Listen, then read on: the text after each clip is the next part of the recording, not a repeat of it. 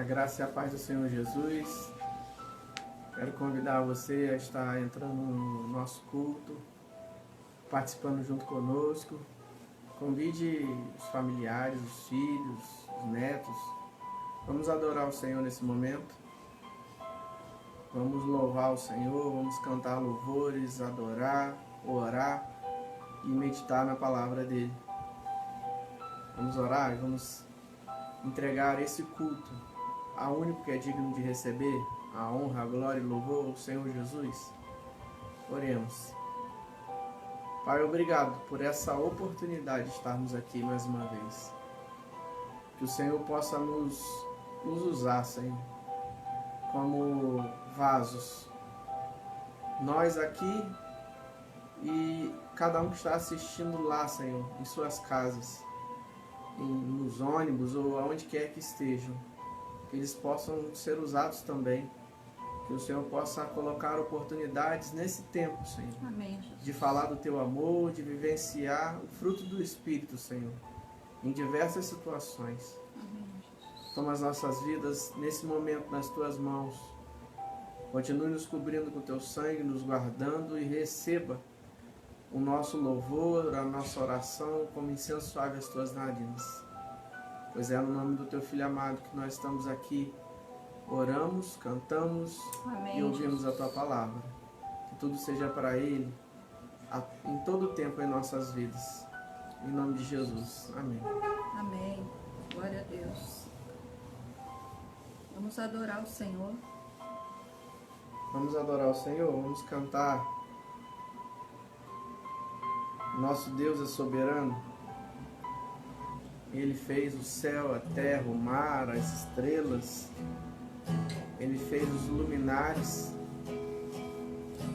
Ele é tremendo.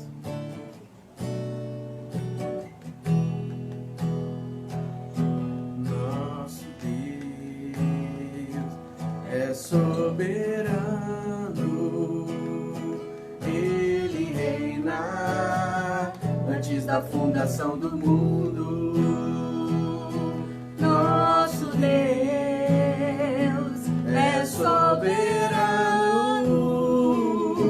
Ele reina antes da fundação do mundo. A terra sem forma e vazia, e o Espírito do nosso Deus se movia sobre a face das águas. Foi Ele quem criou o céu dos céus E fez separação das águas da terra seca.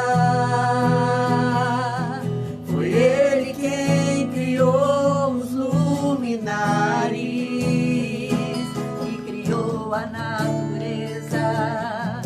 e formou o homem. Glória a Deus por suas maravilhas, pela sua grandeza. Glória a Deus,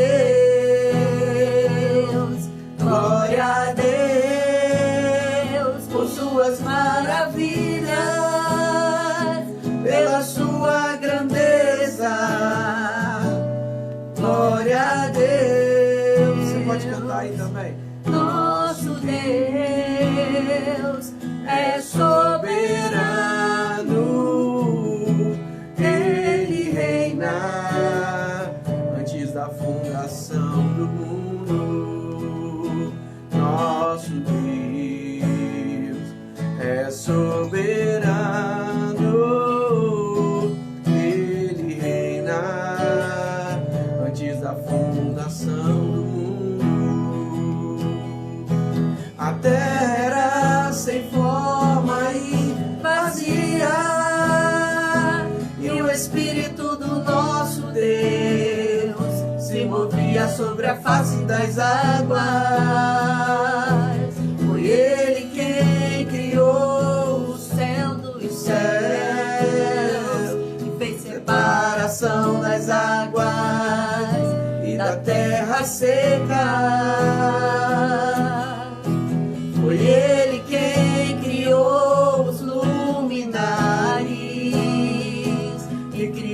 criou a natureza e formou o homem. Glória a Deus por suas maravilhas, pela sua grandeza. Glória a Deus, glória a Deus por suas maravilhas, pela sua grandeza. Glória a Deus, glória a Deus. Você vê que é um cântico antigo que fala muito da essência de Deus, né? Glória a Deus por isso. É Gênesis 1, que fala que Deus criou através do verbo, que está lá em João 1:1, né? E o verbo se fez carne e habitou entre nós. E parece que tem cântico que não envelhece, né? Passa geração, entra outra geração, e a gente canta e enche o nosso coração da mesma forma. Louvado seja o nome do Senhor por isso. Qual outro que a gente vai cantar, Felipe? Vim para adorar-te. Afinal de contas, nós existimos para adorar o Senhor. Amém. Glória a Deus.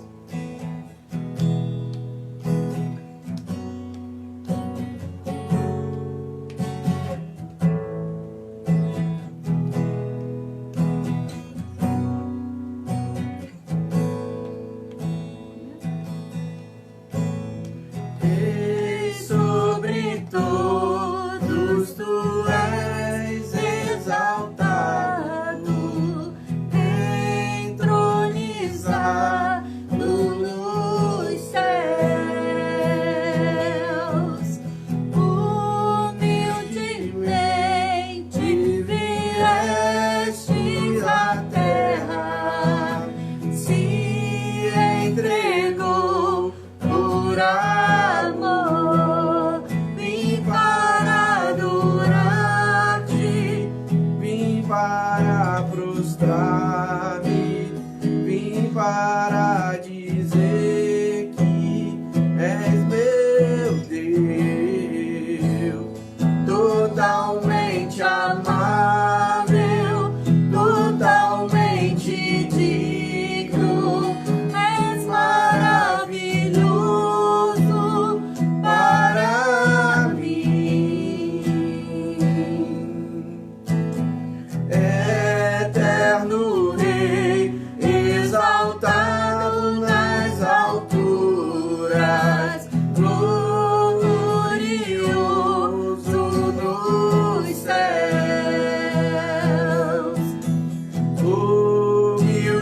Humildemente viestes à terra, se entregou por amor.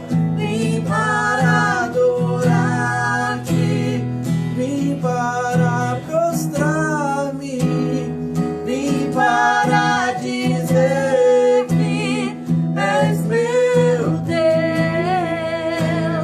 totalmente amável, totalmente digno, és maravilhoso para mim.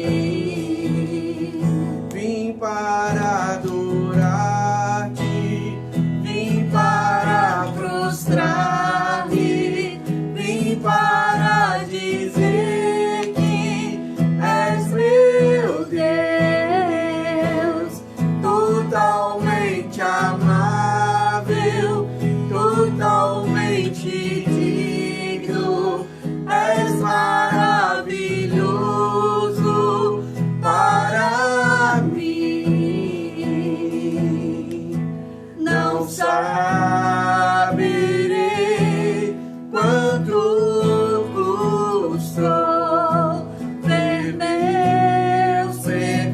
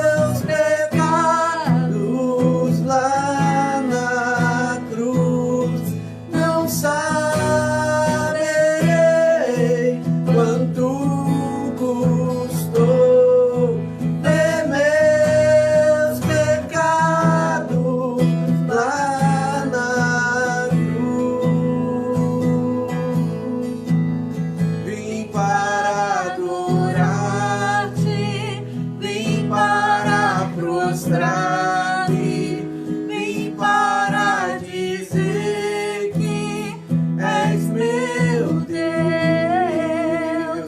totalmente amável,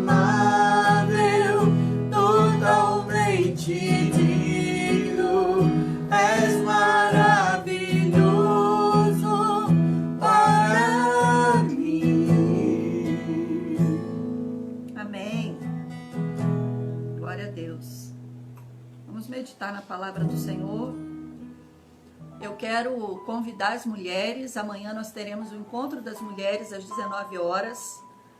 E o tema da mensagem é: o que tem vencido você? O que tem te vencido? Né? Dê nome aos teus inimigos e traga-os diante do Senhor, diante daquele que pode vencer junto com você.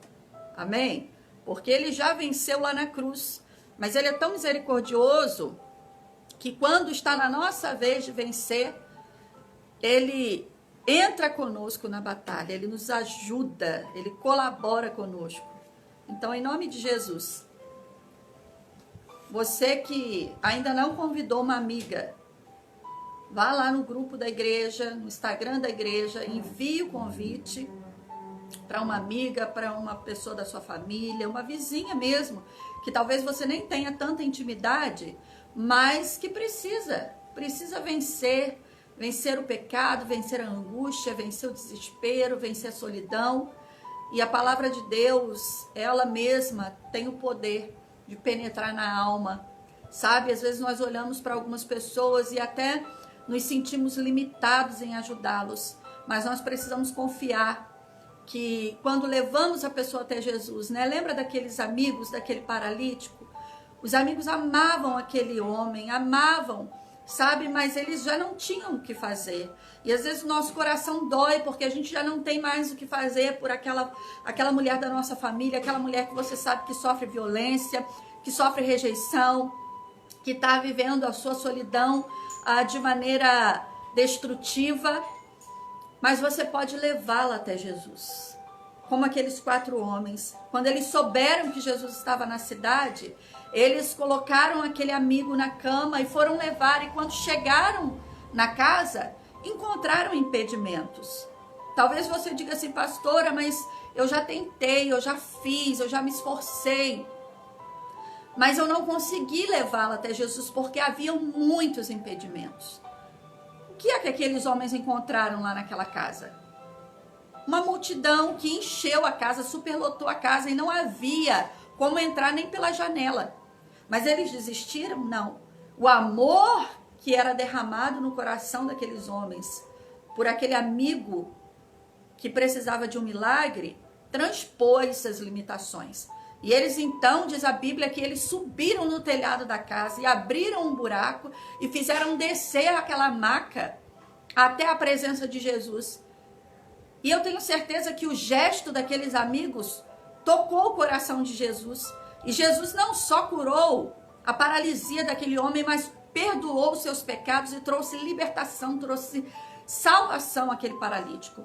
Então eu quero convidar você, eu quero estimular você, encorajar você a enviar um convite em oração. Não é um convite aleatório: eu vou usar as redes sociais, vou convidar alguém. Não, ore por essa pessoa, ame essa pessoa, ame a vida dessa pessoa no teu coração, como aqueles amigos amaram aquele amigo paralítico.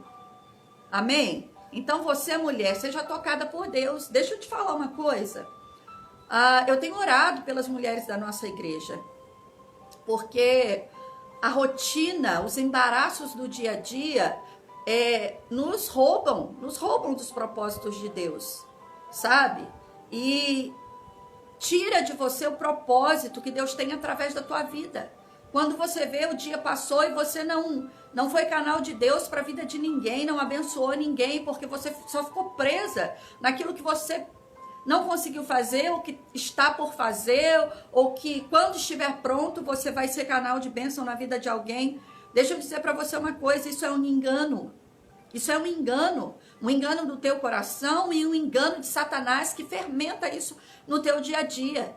Não é quando você tiver tempo sobrando, quando você tiver mais capacitação, quando você tiver mas alguma coisa que te falta que você vai ser bênção na vida de alguém, não. É no processo, é na tua caminhada. E enquanto você estiver abençoando alguém, maior será a tua bênção. Maior será o cuidado do Senhor sobre a tua vida. Porque nós não existimos somente para nos sentirmos autorrealizados, satisfeitos, não. Nós somos, por natureza de Deus, seres sociais. Nem Deus quis, na sua grandeza e infinitude, né, ser sozinho. Não, ele criou anjo, criou arcanjo, fez a natureza, o universo, vamos povoar isso tudo. Deus gosta de gente, sabe? Eu creio que até Deus está sofrendo com essa aglomeração aí, porque ele gosta de aglomeração, ele gosta de povo. E quando o povo fez errado, ele mesmo veio na terra, ficou perto do povo, cuidou do povo. Então deixa Deus usar a tua vida. Deixa Deus usar. Ah, pastora, eu estou com as limitações da pandemia. A pandemia tem as limitações, nós vamos respeitá-las. Como muitas pessoas têm dito da nossa igreja, que nós chegamos até a ser chatos, porque a gente termina o culto e as pessoas realmente têm que ir embora. Não fica aquela aglomeração lá fora, aparece bonitinho só na filmagem e depois está todo mundo sem máscara, na cantina, comendo, bebendo, se divertindo. Não. Nós temos procurado zelar o máximo possível. Então, seja canal de Deus, sabe? Não olha só para as limitações, não. Exceda as limitações. Estamos vivendo esse tempo e precisamos viver esse tempo. O ano de 2020 é um convite a rompermos os nossos limites.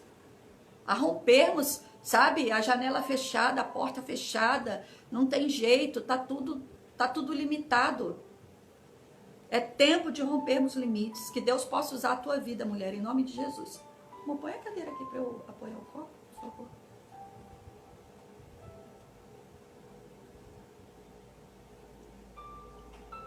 Sábado também nós temos o culto jovem. Você que é mãe, pai, mande o seu jovem, seu adolescente para estar conosco, ser ministrados, em nome de Jesus. Amém? Eu quero que você abra a sua Bíblia. João 3,16. João 3,16.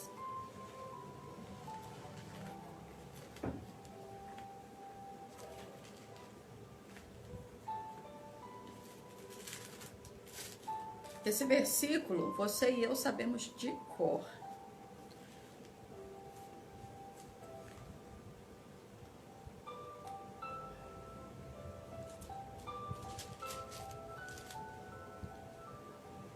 Porque Deus amou o mundo, ou amou a humanidade, de tal maneira que deu o seu filho, o seu único filho, para que todo aquele que nele crê não pereça, mas tenha a vida eterna.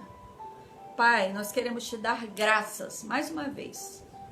Obrigado porque no meio dessa semana nós podemos continuar, Senhor, cultuando a Ti, reunidos em Teu nome, para Te adorar, depositar o nosso coração, a nossa alma, o nosso espírito diante de Ti e render, Senhor, a nossa gratidão. Muito obrigado. E agora, Senhor, mais uma vez, usa a Tua palavra como instrumento vivo, poderoso, transformador, libertador, curador, orientador em nossas vidas. Toma cada coração agora, Senhor, e começa a trabalhar no nosso entendimento também, para que possamos ser cheios da Tua palavra e a Tua palavra nos transforme e através de nós traga também transformação e luz e entendimento àqueles que vivem ao nosso redor. Em nome de Jesus, nós oramos e te pedimos que assim seja, para a Tua glória, Senhor, para a nossa edificação, em nome de Jesus. Amém.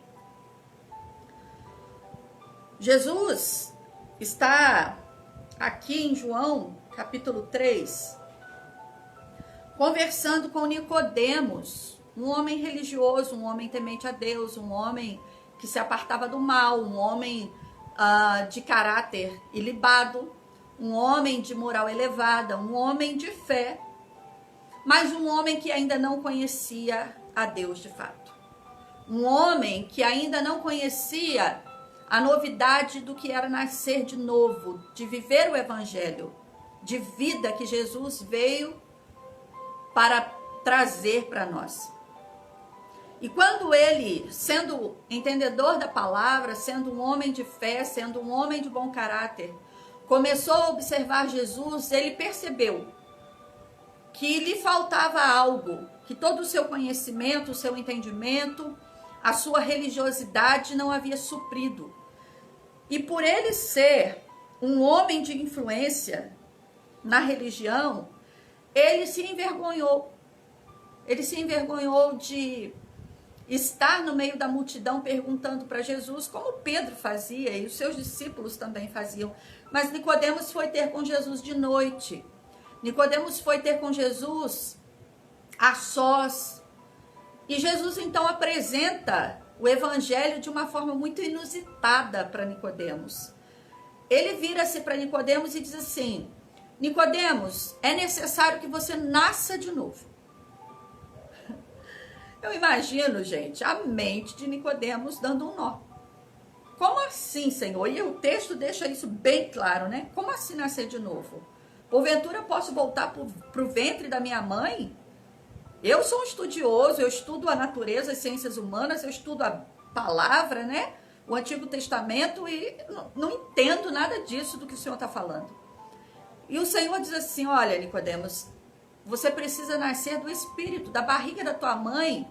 A forma natural você já nasceu, você precisa nascer agora de forma espiritual, Nicodemos. Você tem a letra, você tem o entendimento, mas você não tem a vida que esse entendimento deveria ter te trazido. E por que eu comecei com João 3,16? Já que nós estamos falando para pessoas crentes, né, que estão aí do outro lado. Porque eu quero que você pense comigo nessa noite sobre como nós temos vivido o evangelho. Como nós temos, de fato, evidenciado o evangelho na nossa vida. Se as pessoas enxergam em nós o evangelho de Jesus. João 5,39 diz assim: examinais as escrituras, porque vós cuidais ter nelas a vida eterna. Nesse texto aqui, Jesus está exortando, Jesus está corrigindo, Jesus está, olha aqui, João 5,39. Ele está falando nos versículos anteriores para aqueles que conheciam muito a Bíblia, mas não reconheceram a Bíblia ou a palavra viva andando no meio deles. Porque à medida em que eles liam o Pentateuco, as profecias de Isaías, Jeremias, Ezequiel, Daniel, Provérbios, conforme eles iam lendo os textos que na época compunham a palavra de Deus, eles iam imaginando de maneira muito teórica aquilo. Aquela palavra não penetrava nos seus corações, não visitava o seu caráter, não visitava o seu espírito e trazia uma transformação, trazia sim uma religiosidade, trazia formatos, trazia dogmas, trazia engessamento. E eles então sabiam. Eles sabiam pegar o cordeiro, eles sabiam imolar o cordeiro, acender o incenso no dia certo, fazer a Páscoa no dia certo, vestir a roupa adequada. Eles sabiam lavar as mãos adequadamente, eles sabiam fazer os dias da purificação, mas aquilo não impactava a prática de vida deles. Não impactava o interior deles. A ponto de Jesus chamá-los no momento de sepulcro caiado. O que é o sepulcro caiado? Hoje em dia, a gente vê esses cemitérios verdinhos, né? Só com aquela placa. Mas antigamente, na época de Jesus, os sepulcros iam ficando feios, escuros, então eles pegavam cal e iam lá, pintavam de branquinho para ficar bonito. Como a gente via, né, até algum tempo atrás e ainda vê, algumas pessoas iam nos seus túmulos, né, dos seus familiares e plantavam, colocavam retratinhos, tentavam embelezar o lugar de morte. E aí Jesus chega ao ponto de dizer para eles, olha, vocês examinam a Escritura porque vocês procuram ou vocês cuidam ter nelas a vida eterna. No entanto, a vida eterna, ela começa a exalar, ela começa a fazer sentido aqui na terra. Ela começa a gerar a salvação, a transformação, que será plena na volta de Jesus ou quando você partir daqui através da morte. Aí você será, né, livre de dores, de pecado, de mazelas.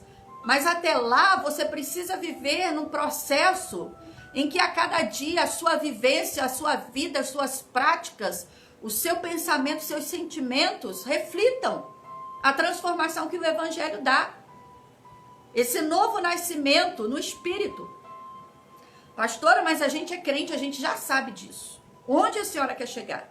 Eu quero chegar em como o mundo nos vê. O que o mundo tem questionado sobre a igreja. E a igreja tem entrado numa defesa muito religiosa de si mesma.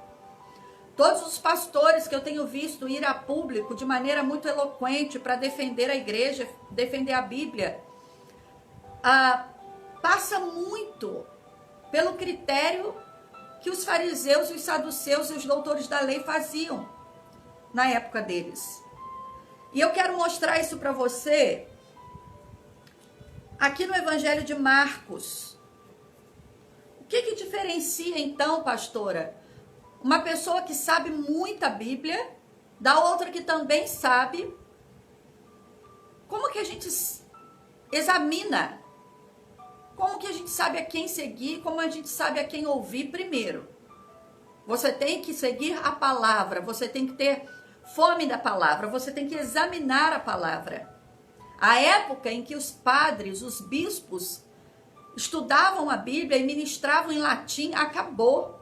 Acabou a reforma, acabou com isso. A Bíblia ela foi traduzida em diversos idiomas, hoje na maioria dos idiomas da nossa humanidade, e dá acesso para que você possa examinar as Escrituras. Você tem acesso às Escrituras, então você precisa examinar as Escrituras. Você vai ao templo ouvir a pastora pregar, o pastor pregar, você entra aí, faz estudos online com alguns professores e mestres, mas você precisa ir nas Escrituras.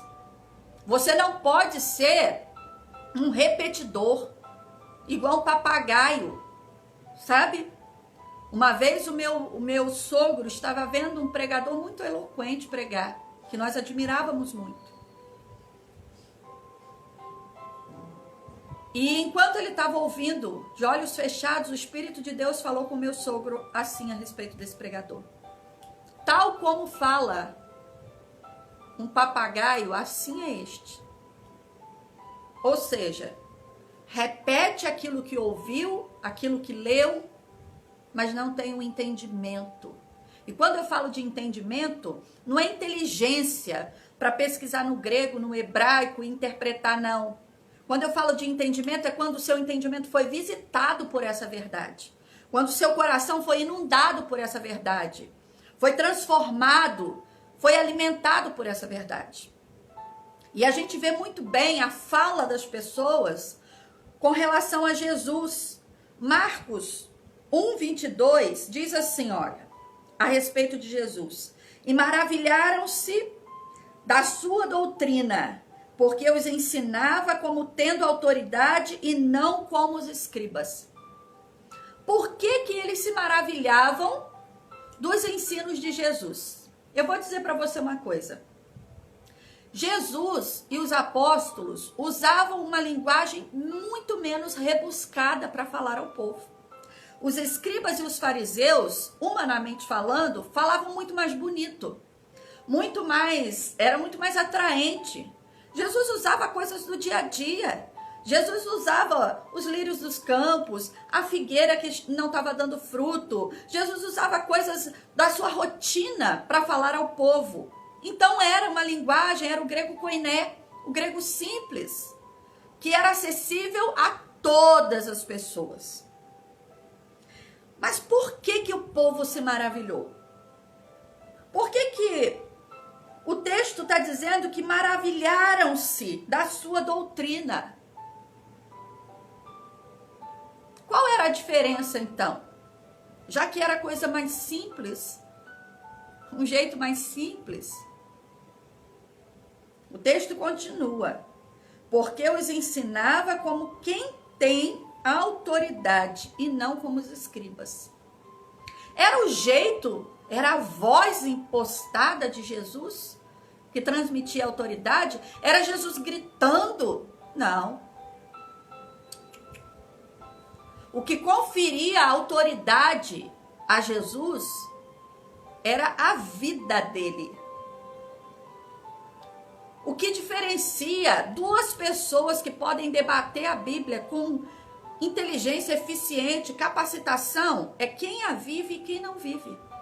O diabo fez a mesma coisa que Jesus, usou a palavra com muito conhecimento, com muita propriedade, mas sem autoridade. Porque ele conhecia, mas o coração dele não era habitado. A mente dele, racional sim, mas a mente que se submetia à autoridade da palavra, não. O entendimento dele não foi inundado, visitado pela palavra. Agora Jesus ele vivia. Ele vivia o que pregava. Por que a igreja tem sido tão questionada? Antigamente as pessoas nos achavam estranhos. Ah, esse coque, ah, essa saia, ah, esse jeito de andar que não vai, né? Não faz isso, não faz aquilo, aquilo outro. Hoje as pessoas nem nos diferenciam mais pela roupa, muito difícil. Até as igrejas que eram mais tradicionais com relação a isso já estão abertas. O que diferenciava Jesus dos outros? A roupa dele era diferente? Não, ele se vestia como um galileu comum. O que diferenciava Jesus era a vida dele. A postura dele diante daquilo que ele falava. E hoje a igreja tem sido atacada, e muitas vezes com razão. Muitas vezes porque as pessoas estão olhando e estão vendo sepulcro caiado. Muita beleza, muita boniteza, muita suntuosidade, coisa que a igreja nunca pôde ter, e agora graças a Deus tem, né? Graças a Deus a igreja que tem ar-condicionado, graças a Deus a igreja que tem uma cadeira confortável para o idoso sentar e ficar lá 2 horas adorando ao Senhor em paz, que tem acesso para os cadeirantes, que tem acesso para as pessoas em situações especiais. Louvado seja Deus por isso, não tem problema nenhum em ter. Agora o problema é quando a gente faz disso a pregação de Jesus. Quando a gente faz de uma teoria que não alcança vidas, que não alcança o coração do outro, que não toca o coração do outro, porque simplesmente as pessoas veem que quando acabou aquele momento ali, no dia a dia, na rotina, aquela pessoa é outra. Aquela pessoa muda. E eu não tô falando, gente, de temperamento, tá? Porque cai essa besteira de que crente só fala baixinho, que mãe crente não grita com os filhos. A minha vizinha aqui já deve ter me escutado gritar com o Marcos Felipe, com o Daniel. A casa que eu morava lá em Resende, a minha vizinha dizia, olha, nem parece que a sua casa tem criança. Mas na época de prova, podia saber que ela ia saber que lá em casa tinha criança. Porque eu brigava mesmo com eles, porque criança se distrai, criança não quer fazer a tarefa, não quer juntar o brinquedo, filho, rapaz não quer fazer em casa, a moça não quer fazer, e você tem que falar mesmo, você tem que insistir. E eles vão chegar numa fase que vão te resistir, você tem que ter autoridade. Não estou falando de temperamento, eu estou falando de vida. Eu estou falando daquilo que a Bíblia diz, que no céu não vai entrar, e não vai, gente. E nós estamos apavorados por causa de questões de homossexuais, questão de tantas coisas que querem entrar na igreja. Deixa eu dizer uma coisa para você. A Bíblia diz várias coisas que ficarão de fora. E não são só os homossexuais, a homossexualidade, o assassinato, não. É o assassinato, o homossexualismo, a mentira. Todos os pecados que para Deus, na balança, são iguais. Mas a gente quer que aquele que não conhece Jesus engula a força. A gente quer que as pessoas engulam aquilo que a gente fala. Não, elas não têm obrigação disso. Pensa em você antes de aceitar Jesus. Pensa em você antes de ter um encontro com Jesus. Se você não queria olhar para o crente e ver além de uma saia e um cabelão, você queria ver uma esperança, você queria ver algo novo, algo que fosse real, algo que você entrasse na intimidade daquela pessoa e não encontrasse ali algo terrível escondido, camuflado, sepulcro caiado, do lado de fora bonitinho, dentro podre, por causa de um manto de religiosidade. Pastor, então como que nós temos que defender a igreja? Como que nós temos que defender Jesus? A gente não tem que defender Jesus. Eu vou repetir isso várias vezes. Ele não precisa de defesa, quem precisa sou eu e você. A Bíblia diz que nós precisamos estar prontos para responder à razão da nossa esperança. Se as pessoas nos perguntarem por que nós vivemos assim, nós precisamos falar, e mais do que falar, as pessoas precisam viver conosco e olhar nos nossos olhos e enxergar amor de Deus em nós. E não um amor que é complacente com aquilo que está errado de acordo com o Evangelho, não. Então para eu mostrar amor, eu preciso reafirmar o comportamento do outro. Eu preciso ceder aquilo que eu acredito por causa do comportamento do outro, de forma nenhuma. De forma nenhuma. Jesus, quando acolheu a mulher pecadora, que todos esperavam que ia sair dali morta, ele acolheu a vida dela, mas não acolheu o pecado. Ele disse: filha, os teus pecados te são perdoados, vai e não peques mais. Quando eu falo que a gente não precisa defender a igreja, defender Jesus, não significa que é concordar com o outro, não. É tão somente viver de fato o Evangelho. Esses dias, uma pessoa estava conversando comigo e descobriu que eu era pastora da Igreja Batista Betel, junto com o pastor David. E essa pessoa não é da igreja. E quando eu disse, olha como é que pastor passa aperto. Quando eu disse de algumas pessoas da nossa igreja, a reação daquela mulher foi: mas o fulano também é crente? Imagina eu, irmãos, você que é da nossa igreja que me conhece, mas ele também é crente? Eu falei: Senhor, tem misericórdia. E eu estava apresentando o projeto de cuidado de corpo e alma que nós estamos fazendo. Isso me preocupou, sabe por quê? Porque não basta ir na igreja, não basta cear, não basta dar dízimo, não basta vestir a roupa no domingo, não basta ligar o Instagram e ver o culto. É no dia a dia, no tipo de vida que você tem, de conversa que você tem, de postura que você tem. E não é ser um sepulcro caiado, ter o discurso certinho por aquilo que ouviu de alguém. É por aquilo que você deixou a palavra efetivamente exalar dentro de você primeiro, o bom cheiro de Cristo em você. Quem convence o outro do pecado, da justiça e do juízo é o Espírito Santo.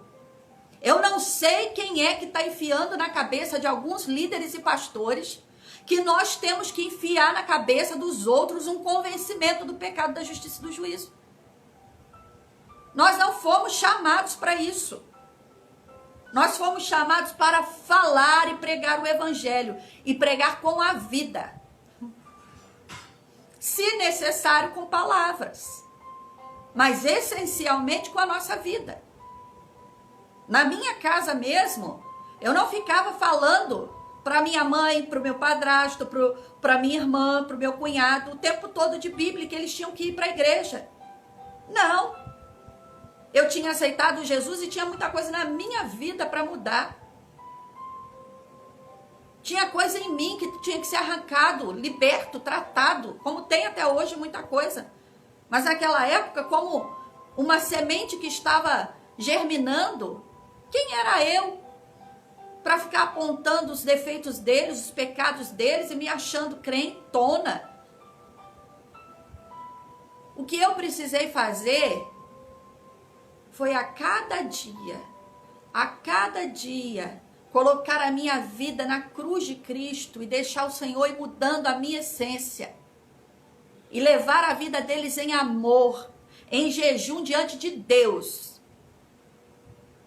E aí entra o detalhe, que o crente fica perturbado achando que amor é ser bonzinho, é ficar o tempo todo perto, é ficar o tempo todo convidando, insistindo e falando, olha, você vai para o inferno. E vai, queridos, vai.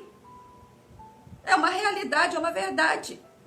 Assim como Deus respeita a minha escolha, assim como Jesus respeita a minha escolha de querê-lo no meu coração, na minha vida ou não, porque ele diz assim, eis que estou à porta e bato, se você abrir.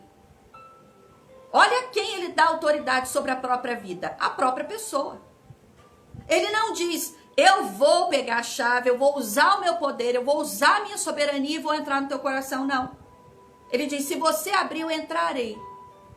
Cearei contigo, tecerei intimidade contigo. Vou habitar em você, vou trazer novidade de vida dentro de você. Assim como ele respeita a nossa escolha, nós precisamos respeitar a escolha de Deus. De não nos querer na casa dele. Quando ele vier nos julgar. E isso acontecerá um dia, isso é uma realidade. Que nós que cremos na Bíblia, professamos. E a outra pessoa não é obrigada a acreditar nisso. Por isso nós precisamos viver, anunciar, orar e jejuar por eles. E amá-los. Sabe quando que Jesus disse para a mulher, vai e não peques mais? Depois que todos já tinham largado as pedras no chão e ido embora. Jesus não cutucou o problema da mulher ainda mais na presença dos outros, dos seus acusadores. A Bíblia diz que eles deixaram as pedras, foram, e aí Jesus disse, vai e não peques mais. Mas o que a gente tem visto é um medo tão grande do pecado do outro, que a gente não percebe o nosso. Deus tenha misericórdia da sua igreja. Deus tenha misericórdia desses pastores que tem sim se revestido de um espírito farisaico. Deus tenha misericórdia. Que Deus nos dê o Espírito de Jesus. Que as pessoas possam olhar e dizer, quem é essa? Quem é essa que eu posso sentar do lado dela?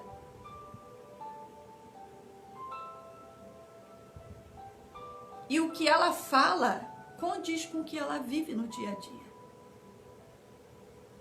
Quem é esse que eu posso ir na igreja dele e quando eu estiver no trabalho com ele, ele vai ter defeitos como qualquer pessoa, mas é uma pessoa que vive o que prega.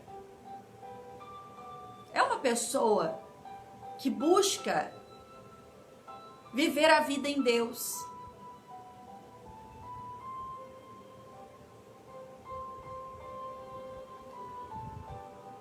Quem é essa pessoa que tem autoridade porque vive? Não tem autoridade porque bate de frente. Não tem autoridade porque tem eloquência na voz e sabe gritar os 8 ventos. Não. Tem autoridade porque vive no dia a dia. Ofendeu alguém? Se retrata. Pecou? Leva aos pés de Jesus, se arrepende. Olha para dentro de si todos os dias buscando, sabe, parecer mais com o Senhor Jesus. A igreja que vai para esse lugar de doutor da lei, de fariseu, se torna a igreja que matou em nome de Jesus. Hoje eu vi um post de uma amiga, que eu oro por ela muito, e eu a amo muito, que ela postou assim, olha, eu não lembro direito o post, mas era mais ou menos isso, né? Pregam tanto contra o aborto, que uma pessoa não tem direito de tirar a vida da outra. Mas a igreja tirou várias vidas. Queimou pessoas, passou a fio de espada. Ah, pastora, mas não era a minha igreja batista, não era a minha igreja, Assembleia de Deus. Não tinha, gente, diferença, tá? Naquela época era a igreja medieval, tinha ali dentro da igreja católica os que permaneciam na palavra, mas ainda eram católicos, como Martinho Lutero. Martinho Lutero a gente tem como grande reformador, mas ele não queria criar uma outra igreja. Ele era um padre dentro da igreja católica, que estava vendo os erros da igreja católica e protestou e se posicionou contra aquele legalismo, aquele sepulcro caiado. Aí veio a reforma, que coisa maravilhosa para nós. Acesso à Bíblia, acesso a ler, a pesquisar, a estudar, a questionar. Mas aí a gente começa de novo a caminhar para o mesmo ciclo de achar que a gente tem que impor na política, impor na sociedade, impor na defesa de Deus e levantar uma bandeira. Que bandeira? Que bandeira? Ele que é a nossa bandeira, gente. Menos, bem menos para esse povo aí, para esses crentes. Bem menos. Pastora, mas e os pastores agora que estão pregando que a gente precisa dar ceia para os homossexuais, que a gente precisa... Não, gente, a gente não precisa nada. Cada fé tem os seus dogmas, tem o seu jeito e precisa ser respeitado porque nós vivemos num país laico.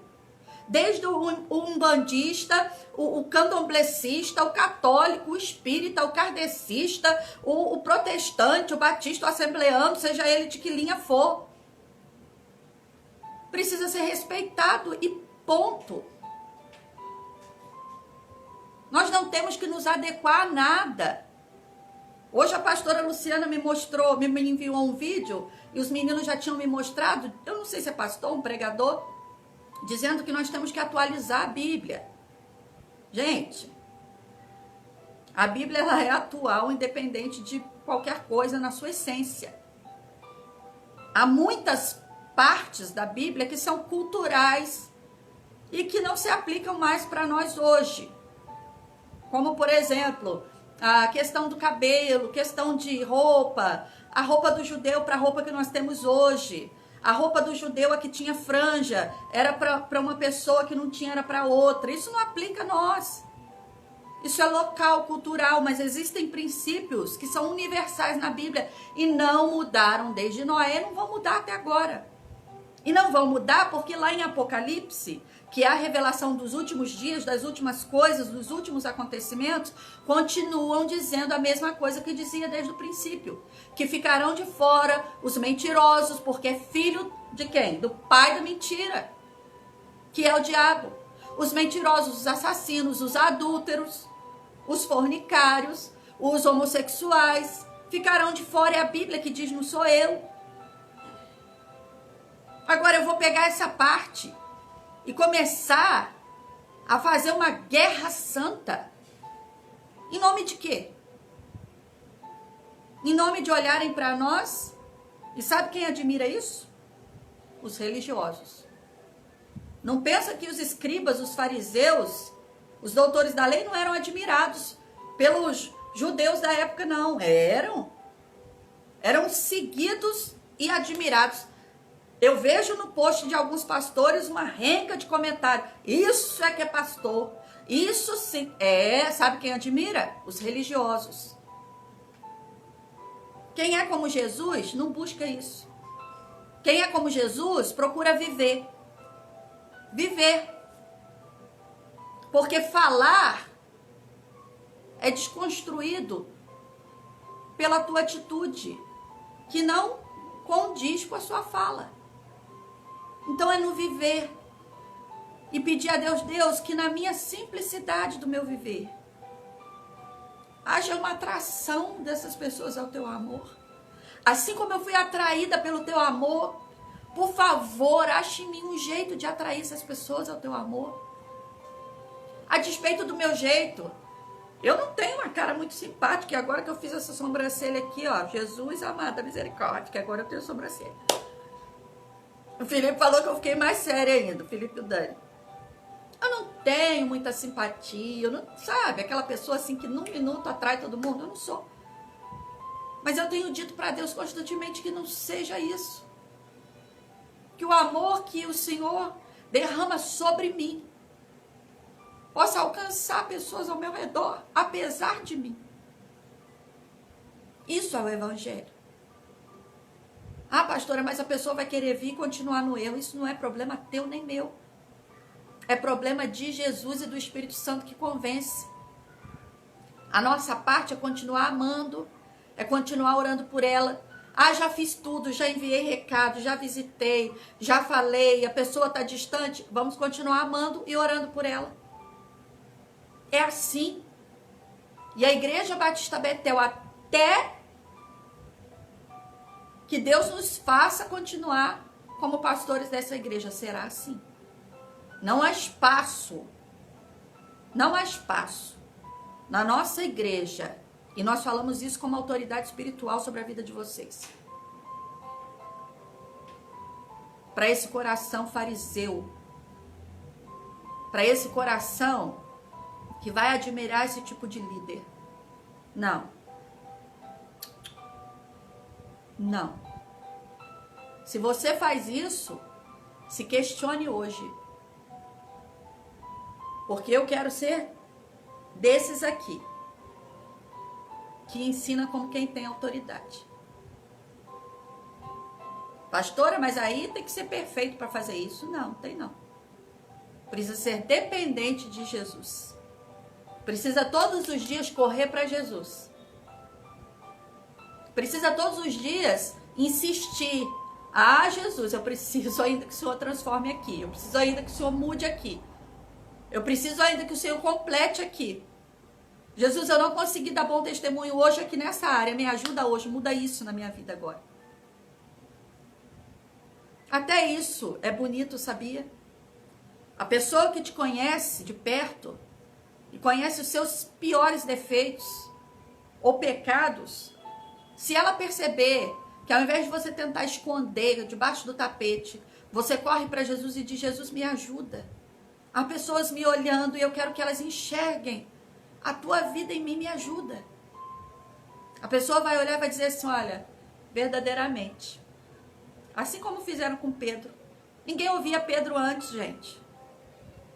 Ninguém dava ideia para Pedro. Porque olhavam para Pedro e diziam, esse daí é o que puxa a espada, esse daí é o briguento, esse daí é o... Mas o dia que Pedro falou, gente, eu preciso parar do meu jeito, da minha forma, de tentar esconder, eu fico falando coisas lindas, mas no fundo eu sou isso aqui. E ele foi para Jesus e deixou Jesus moer aquilo dentro dele. Ele se levantou na força do Espírito Santo que convence e abriu a boca, 3.000 almas se converteram. É isso que nós estamos orando para que o Senhor traga sobre nossa igreja, sobre as nossas vidas, sobre a tua vida, mulher, sobre a tua vida, homem.